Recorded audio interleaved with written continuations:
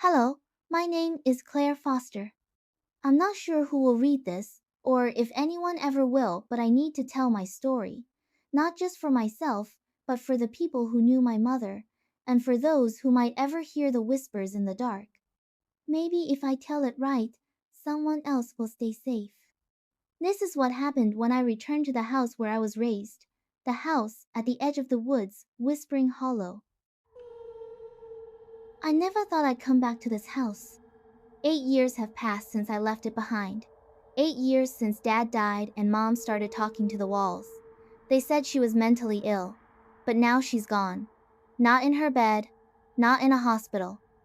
They found her deep in the woods, face frozen in a twisted expression of pure terror. The house stands at the edge of the world, trying its best to be forgotten.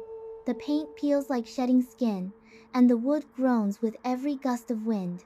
The Vermont forest surrounds it, thick with bare branches and the whisper of dry leaves. When I unlocked the front door, the smell hit me. Stale air, old wood, and something scorched, like burnt hair. The rocking chair in the living room swayed gently, as if someone had just stood up. I was alone, I knew that, but I felt her still here, watching. That night, I slept in my hood room. Everything was still there, the books, the posters, even my old scarf hanging on the hook. Time had frozen, refusing to move forward without us. While cleaning the living room, I discovered a locked drawer in Mom's cabinet. The key dangled from the locket she'd left for me. Inside was her journal. Her handwriting trembled across the page. The last entry was dated just 1 week before she died. He called again tonight, sounded just like little Claire, but I know better. He waits behind the trees, watching. I read it again and again. Delusion, I told myself. Isolation had gotten to her. That night, while brushing my hair in the hallway mirror, I heard Ida whisper, soft, right behind my ear. Claire. I spun around. Nothing. But in the mirror, for a split second, a silhouette stood behind me. An old woman. Hollow eyes. I dropped the brush. The next evening, I drove into town. I needed lights, people, anything but that silent house. A bar called the Crooked Antler welcomed me with dusty warmth. I asked the bartender about my mother. He didn't know much, but a man in a worn leather jacket sitting near the corner stood up and approached. You Martha Foster's girl? I nodded. She listened too long to the hollow. Should have run the first time it called. I stared, confused. You know why they call the woods behind your house Whispering Hollow? It whispers, sounds like the people you love. If you answer, you're not you anymore. I wanted to laugh, but his eyes were deadly serious. Your mama answered, now you're here. Listen good.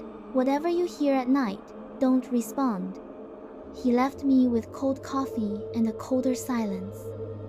Sleep wouldn't come. Wind clawed at the house. At 3 a.m., a knock at the window, soft, hesitant, almost shy. Then a voice cracked but clear. Claire, honey, open the door. It's Mama. My heart stopped. That voice was hers, exactly hers, the gentle tone she used when I had nightmares. I stood up, took a step, but Hank's warning rang in my head. Don't answer. I froze, clutched my blanket, covered my ears, but the voice kept calling. Claire, please, let me in. It's cold. I stared at the fogged glass. Behind it, a pale hand pressed against the window. Then, slowly, it slid out of sight. I didn't sleep again. Morning came gray. I uncovered a trapdoor beneath the living room rug. Wooden stairs groaned as I descended. The basement was damp and cold. On the stone walls, symbols were carved. Pagan, ancient, circular. Eyes, horns, watching. A dusty cassette recorder rested on a table. I pressed play. If you are hearing this, I failed. Mom's voice, quiet, fractured. He sounds like Claire, calls me every night. I can't take it. I'll answer. I'll train myself. Don't let him take Claire. The tape ended abruptly. She had given herself. For me. That night, there was no moon, just black sky and silence. He called again. Claire, open the door. You're scared, aren't you? Claire, I know you're awake. The voice multiplied. My mother's, my father's, my own. Claire, Claire, Claire. From the walls, the floorboards, the mirror. I screamed, stop it!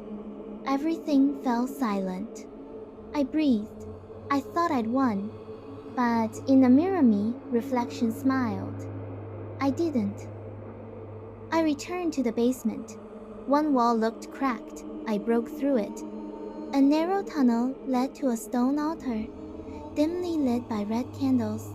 On the altar lay Mom's locket and a lock of my hair. He wanted me, but she gave herself first. You can still leave, or you can join her. The voices inside me now. I placed the locket on the altar. If you want me, take me. Just let her go. Laughter filled the space. She is ours, and now, so are you. I don't know how I got back upstairs, how I ended up in bed, but something's wrong. The mirror doesn't match me. When I smile, she doesn't. I call my friends. Their voices are distant, like whispers through water. Today, I found something scrawled on the living room wall, Mom's handwriting. If you're reading this, you're not Claire anymore. She was right. I'm still here, but I'm not alone. Something followed me out of the hollow. And tonight, I hear a voice behind the wall. Mama, it's me, Claire. Please open the door. Thank you so much for watching and listening to my story on the silent screen. If you enjoy The Hollow Whisper, please give it a like, leave a comment with your thoughts, and subscribe for more spine-chilling tales. Stay safe, stay curious, and never, ever answer the whispers in the dark.